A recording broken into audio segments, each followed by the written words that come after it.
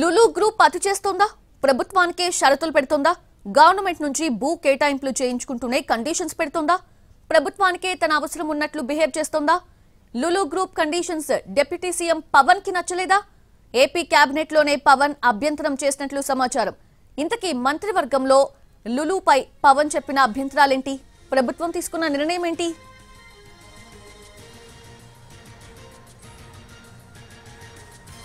Lulu group కి భూ కేటాయింపుపై AP cabinet లో ఆసక్తికరమైన చర్చ జరిగినట్లు తెలుస్తోంది. ఆ సంస్థ షరతులు మరీ అతిగా ఉన్నాయంటూ deputy CM Pawan Kalyan cabinet లో వరుస ప్రశ్నలు, సందేహాలు లేవనెత్తినట్లు సమాచారం.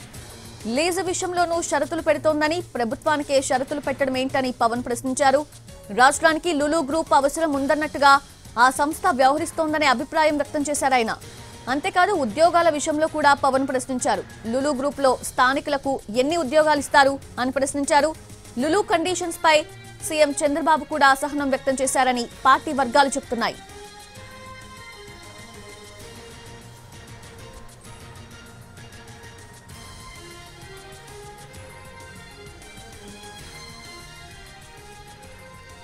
కృష్ణా జిల్లా మల్లవల్లి మెగా ఫుడ్ పార్క్ లో 7.48 ఎకరాలను కోర్ ఫుడ్ ప్రాసెసింగ్ సెంటర్ ఏర్పాటు కోసం లులు గ్రూప్ లో భాగమైన మెజర్స్ పే ఎక్స్పర్ట్స్ కి లీజ్ ఇవ్వాలనే ప్రతిపాదన వచ్చింది. ఆ సమయంలో ఫుడ్ ప్రాసెసింగ్ పేరుతో అక్కడక్కడ ఏం చేస్తారో సమాచారం ఉందా? ఆహార శుద్ధి పేరుతో గోవధ చేసి మాంసాన్ని ఎగుమతి చేస్తారా అని పవన్ ప్రశ్నించారని సమాచారం. ఎట్టి పరిస్థితుల్లో గోవధ జరగడానికి వీల్లేదని, ఇందుకు తాము పూర్తి వ్యతిరేకమని స్పష్టం చేశారు ఆయన. అధికారులు సరైన సమాచారం ఇవ్వకపోవడంతో సీఎం చంద్రబాబు జోక్యం చేసుకుని గోవధ జరగడానికి వీల్లేదని, అలాంటి వాటిని అనుమతించేది లేదని స్పష్టం చేశారని తెలుస్తోంది.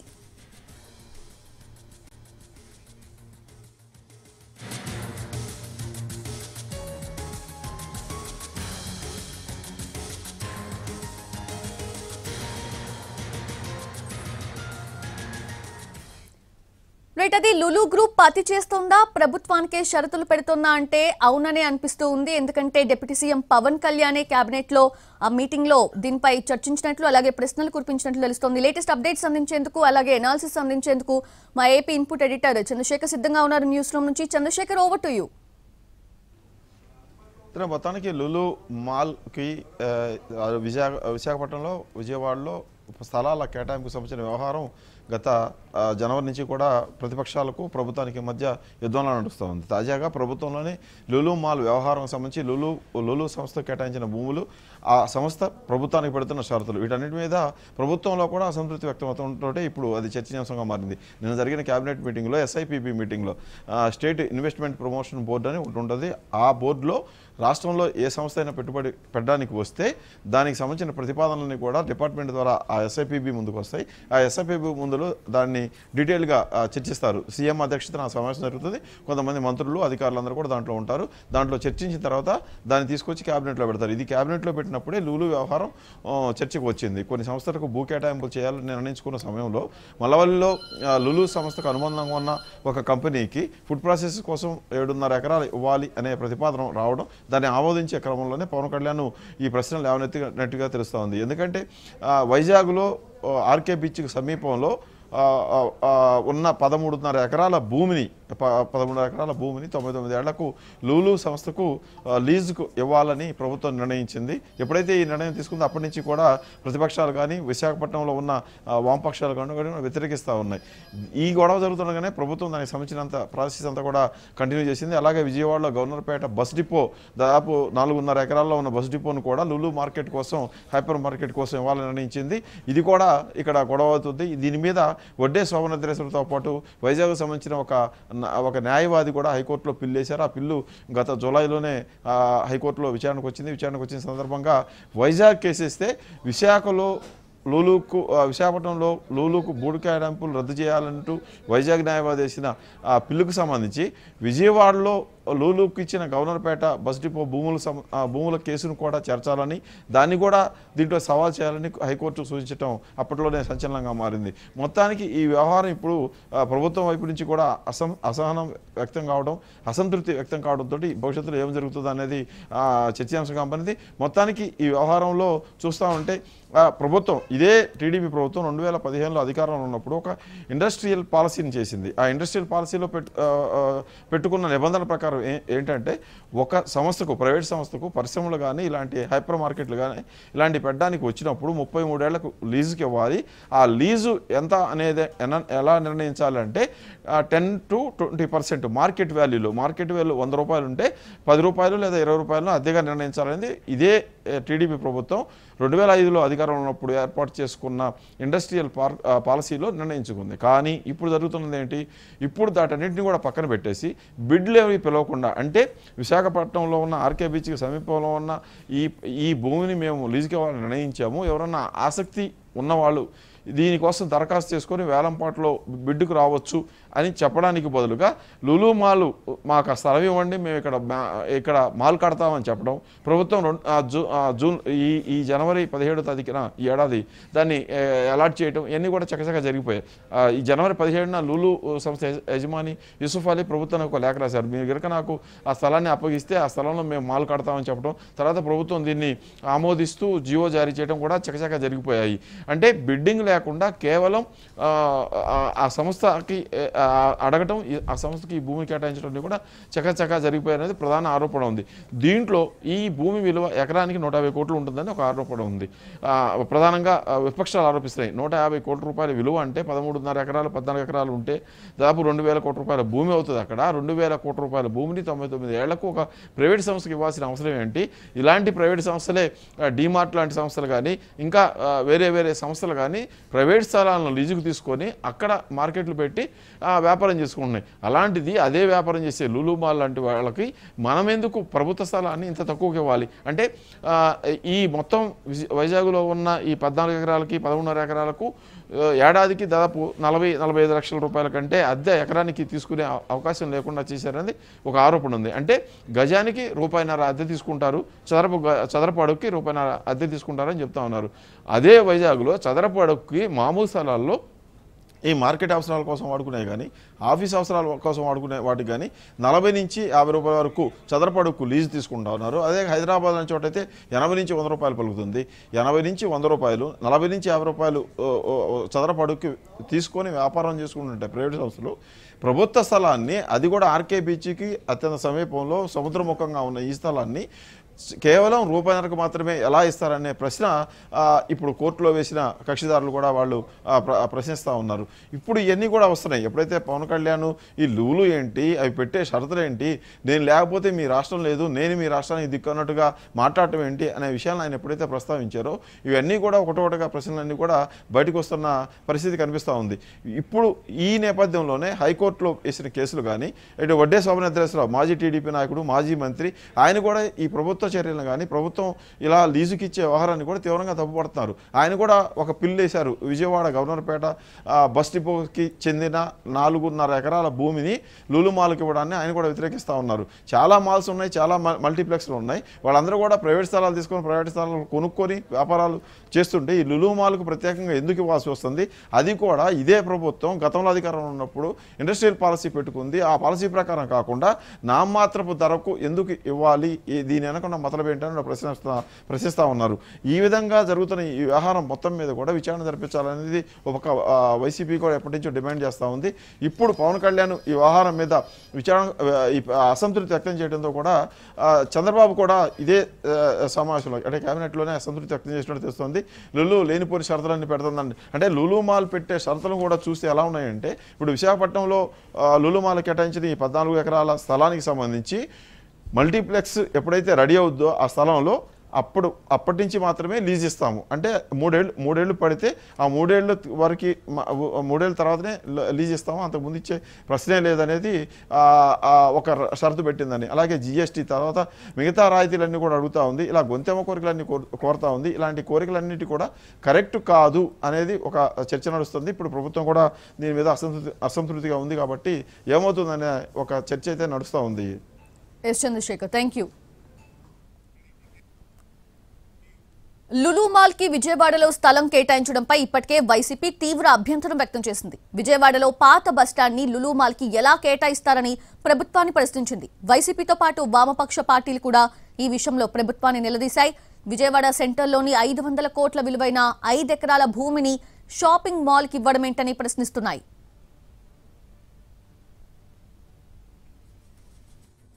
రెండు 2016లో అప్పటి చంద్రబాబు ప్రభుత్వం విశాఖ బీచ్ రోడ్ ఎదురుగా లులు మాల్కి భూమి కేటాయించింది.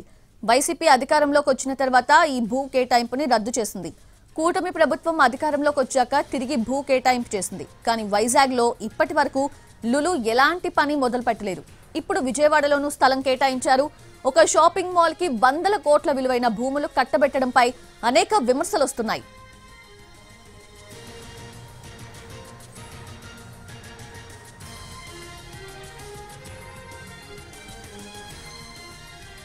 విశాఖలో 13.74 ఎకరాల భూమిని ఎలాంటి బిట్స్ లేకుండా లులు గ్రూప్ కి కేటాయిస్తూ ఇచ్చిన జీవో 45ని రద్దు చేయాలని విశాఖ లాయర్ పాక సత్యనారాయణ హైకోర్టులో పిల్ దాఖలు చేశారు. విశాఖలో కేటాయించిన భూమి మార్కెట్ విలువ కోట్లలో ఉంటుందన్నారు. అలాగే విజయవాడలో 4.15 ఎకరాల ఆర్టీసీ బస్ డిపో స్థలాన్ని లులుకి ఇవ్వనుందని, ప్రభుత్వం ఈ కేటాయింపులన్నీ రద్దు చేయాలని వడ్డే శోభనాద్రీశ్వరరావు హైకోర్టులో పిల్ వేశారు. దానిపై కౌంటర్ వేయాలని ప్రభుత్వానికి ఇప్పటికే కోర్టు ఆదేశాలు ఇచ్చింది.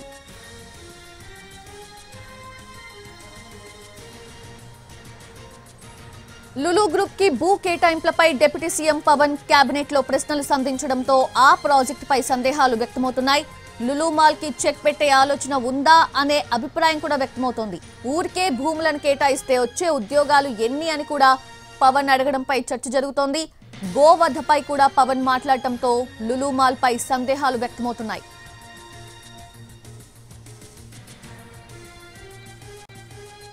రైట్, మోర్ డీటెయిల్స్ తెలుసుకుందాము. న్యూస్ రూమ్ నుంచి చంద్రశేఖర్ సిద్ధంగా ఉన్నారు. చంద్రశేఖర్, ఇప్పటికే వైసీపీ నిరసనలు వ్యక్తం చేయటం ఇవన్నీ కూడా చూసాము, పూర్తిగా వ్యతిరేకించడం జరిగింది.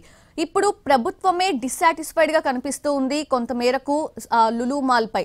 సో ఈ నేపథ్యంలో ఇప్పుడు వైసీపీ స్టెప్ ఎలా ఉండబోతుంది? ఇంకా ఏమైనా తీవ్రతరం చేసే అవకాశాలు ఉన్నాయా? వైసీపీ ఇప్పటికే హైకోర్టులో కేసులు వేసింది. ఆ కేసుల కోసం ఎదురు చూస్తోంది. ఎందుకంటే ఇదే ప్రభుత్వం గతంలో ఏర్పాటు చేసుకున్న ఇండస్ట్రియల్ పాలసీ ఉంది. చాలా సంవత్సరాలకు అదే పాలసీ ప్రకారం లీజుకి ఇచ్చారు ప్రభుత్వ భూముల్ని. కానీ లూలును ప్రత్యేకంగా ఎందుకు చూడాలి, ప్రత్యేకంగా రాయితీలు ఎందుకు ఇవ్వాలి, ప్రభుత్వం ఎందుకు నష్టపోవాలి, దీని వెనక ఉన్న మతలబు ఏంటి, ఇది ప్రభుత్వ ఆదాయానికి నష్టం చేసేది కాబట్టి దాని మీద సరైన ఆదేశాలు ప్రభుత్వానికి ఇవ్వండి, ఈ లీజు కేటాయింపులన్నీ కూడా రద్దు చేయండి అనేది వైసీపీ ప్రభుత్వం ఇప్పుడు వైసీపీ ప్రభుత్వం మీద ఒక కేసు చేసింది. అది నడుస్తూ ఉంది.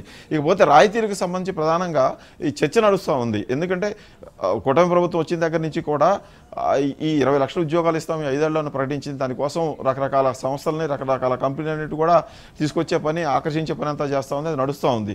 అయితే లూలు దగ్గరకు వచ్చేటప్పటికి వేల కోట్ల రూపాయలు, అంటే వైజాగ్ తీసుకుంటే మనం ఆ 13.5 ఎకరాల భూమి దాదాపు 2,000 కోట్ల రూపాయలు వ్యయం అవుతుంది. అక్కడ ఆ సంస్థ 1000 కోట్ల రూపాయలు పెట్టుబడి మాత్రమే పెడుతుంది. అది 99 ఏళ్లకు ఆ భూమి తన ఆధీనంలో ఉంచుకుంటుంది. 1000 కోట్ల పెట్టుబడి పెట్టే ప్రైవేట్ సంస్థకి 2,000 కోట్ల రూపాయల భూమిని అది 99 ఏళ్లకు లీజుకి ఇవ్వడం ఎంతవరకు కరెక్ట్ అనే ప్రశ్న ఉత్పన్నం అవుతుంది. అది కూడా ఉద్యోగాల పేరుతోటి. వాస్తవంగా చూస్తే ఈ లూలు సంస్థ మలేషియా కానీ ఇండోనేషియాలో కానీ ఇప్పటివరకు ఇంతకు ముందే పెట్టిన ఈ మార్కెట్ హైపర్ మార్కెట్లన్నిటి క్లోజ్ చేసుకుంది. ఎక్కడ కూడా దానికి గిట్టుబాటు కావట్లేదు, లాభాలు రావట్లేదు. కొచ్చిలో 2013లో ఇది ఇలాంటి హైపర్ మార్కెట్ని ఒకటి పెట్టింది. 2013లో పెడితే ఇప్పుడు 2025లో ఉన్నాం. ఇప్పటివరకు కూడా ఆ కొచ్చిలో పెట్టిన హైపర్ మార్కెట్కు లాభాలు రాలేదు. పైగా 2023లో దాదాపు 150 కోట్లు, 2024లో దాదాపు 206 కోట్ల రూపాయల లాస్లో ఈ ఫర్మ్ నడుస్తుంది, లూలు ఫర్మ్. అంటే నష్టాల బాటలో ఉన్న ఈ కంపెనీ నష్టాలు తప్ప లాభాలు రాని హైపర్ మార్కెట్లు తీసుకొచ్చి ప్రభుత్వ స్థలంలో పెట్టడం వల్ల వచ్చే ఉపయోగం లేకపోగా దానికే ఎదురు మనం రాయితీలు ఇచ్చి దానికే ఎదురు మనం డబ్బులు ఇచ్చినట్టు అవుతుంది. అలా కాకుండా అవే స్థలాలను ఒకవేళ పరిశ్రమలు ఆహ్వానించుకుంటే ప్రైవేట్గా ఓపెన్గా బిడ్లకు ఆహ్వానించి ఇవ్వడం, లేదా ఆ ఇండస్ట్రియల్ పాలసీ ప్రకారమే 10% 20% మార్కెట్ వాల్యూలో అద్దె తీసుకొని ఇవ్వడం అనేది సముచితమైనది ఈ ప్రతిపక్షాలు కానీ ఈ లీజు కేటాయింపులు వ్యతిరేకిస్తున్న వారు కానీ కోరేది. అంటే రాయితీల విషయంలో కూడా కొన్ని ప్రత్యేకమైన ఏర్పాట్లు ప్రభుత్వం తీసుకున్నట్టుగా తెలుస్తోంది. ఎందుకంటే షరతులు లులు వైపు నుంచి వస్తున్నాయి. వాస్తవంగా అయితే ప్రభుత్వమే కొన్ని రాయితీలు ఇస్తుంది, వాటికి సంబంధించి ఒక పాలసీ ఉంటుంది. అలా కాకుండా ఆ పాలసీని దాటి ఆ నిబంధనలన్నింటి దాటి కూడా లులు మాల్ ఒక షరతు పెట్టింది. మేము హైపర్ మార్కెట్ను వైజాగ్లో నిర్మించడానికి 3 ఏళ్ళు పడుతుంది. అప్పటి వరకు ఈ 14 ఎకరాలకు సంబంధించి ఏడాదికి ఎకరానికి 40-45 లక్షల రూపాయలు ఇవ్వాల్సి ఉంటుంది. కాబట్టి అవేమీ మేము ఇవ్వము. లేకపోతే ఆ స్థలంలో కట్టే మల్టీప్లెక్స్ అనేది ఆపరేటింగ్లోకి వచ్చేవరకు కూడా మేము రూపాయి అద్దె ఇవ్వము. అంటే వాళ్ళు 2 ఏళ్ళలో కట్టకపోతే ఆ 2 ఏళ్ళు ఇవ్వరు, 3 ఏళ్ళు కట్టకపోతే 3 ఏళ్ళు ఇవ్వరు. అలాగనే వాళ్ళు పెట్టినట్టుగా జీఎస్టీలో కొంత రాయితీ ఇవ్వాలి, అలాగా విద్యుత్తులో రాయితీ ఇవ్వాలి. ఇలా రాయితీలన్నీ ఇచ్చుకుంటా పోతే వాళ్ళు పెట్టే 1000 కోట్లు 1100 కోట్ల కంటే డబల్ పెట్టుబడి పెట్టినట్టు అవుతుంది. ఇది ఎంతవరకు కరెక్ట్ అనేది ఒక ప్రశ్న నిన్న పవన్ కళ్యాణ్ వేసిన తర్వాత చర్చ జరుగుతూ ఉంది. ఇంకొకటి ఉద్యోగాలు, ఎన్ని ఉద్యోగాలు వస్తాయి, ఎన్ని వేల రూపాయల జీతాలు ఇచ్చే ఉద్యోగాలు వస్తాయి? ఆ హైపర్ మార్కెట్లో ₹1,00,000 జీతం తీసుకునే కానీ ₹1,00,000 జీతం లులు మాల్ వాళ్ళు ఇచ్చే ఉద్యోగాలు కానీ ఎన్ని ఉంటాయనే ప్రశ్న కూడా ఉత్పన్నం అవుతుంది. అంటే ఈ భారీ స్థాయిలో ఉద్యోగాలు రాకుండా కేవలం షాప్ కీపర్స్, షాపులో పనిచేసే వాళ్ళకు మాత్రమే ఉద్యోగాలు ఇచ్చి, అది 10th క్లాస్ ఇంటర్మీడియట్ చదువుకునే వాళ్ళకి ఉద్యోగాలు ఇచ్చి, అదేదో పెద్దగా వేల మందికి లక్షల మందికి ఉద్యోగాలు ఇచ్చినట్టుగా క్రియేట్ చేసి లక్షల రూపాయల శాలరీ ఇచ్చినట్టుగా క్రియేట్ చేసుకుంటూ దానికి ఎదురెళ్ళి మనం రెడ్ కార్పెట్ వేసి దాన్ని తీసుకొచ్చి ఇక్కడ పెట్టుకోవడం అవసరమా అనే ప్రశ్న కూడా ఇప్పుడు ఉత్పన్నం అవుతుంది. పైగా లులు మార్కెట్ లాంటి పెద్ద సంస్థలు కూడా ఇంకొక రిక్రూట్మెంట్లో ఇంకొక విధానాన్ని కూడా అనుసరిస్తాయని చెప్తా ఉన్నారు. లులు మార్కెట్ ఎక్కడ ఏర్పాటు చేసినా కూడా కీలకమైన పోస్టులు కానీ పైన పోస్టులు అన్నిటికీ కూడా వాళ్ళని తీసుకొచ్చి పెట్టుకుంటారు తప్పిస్తే లోకల్గా ఎవరికి ఉద్యోగాలు ఎవరనేది కూడా ఒకటి విమర్శ ఉంది. దాన్నే పవన్ కళ్యాణ్ నిన్న ప్రశ్నించారు. మనం ఇచ్చే స్థలాలకు సంబంధించి వాటి ఖరీదు ఎంత, వాటి విలువ ఎంత, వాళ్ళు ఇచ్చే ఉద్యోగాలన్నీ, ఆ ఉద్యోగాల్లో వాళ్ళ స్థానికులకు కానీ మన వాళ్ళకి కానీ లోకల్ వాళ్ళకి కానీ ఎన్ని ఇస్తారనే ప్రశ్న కూడా ఆయన లేవనెత్తారు. మొత్తంగా చూస్తే లులు మాల్ పేరుతోటి జరిగిన ఈ కేటాయింపులన్నిటి మీద ఇప్పటికే విపక్షాలు విమర్శలు చేస్తూ కోర్టులో కేసులు వేస్తూ కోర్టులో ఆదేశాల కోసం ఎదురు చూస్తున్న టైంలో పవన్ కళ్యాణ్ స్వయంగా దీని మీద అసంతృప్తితో ఉండటం, ఆయన తన ప్రశ్నలను అసంతృప్తిని కేబినెట్లో వ్యక్తం చేయటం, అదే విషయం మీద అంటే ఈ కేటాయింపులు లీజుల గురించి కాదు, ఈ మలవల్లి అనే ఫుడ్ ప్రాసెసింగ్ యూనిట్లో ఈ లులు మాల్ కేటాయిస్తున్న ఫుడ్ ప్రాసెసింగ్ యూనిట్లో జంతువధ లాంటివి చేస్తే మాత్రం కరెక్ట్ కాదు. రాష్ట్రంలో ఎక్కడా కూడా జంతువధ జరగకూడదు.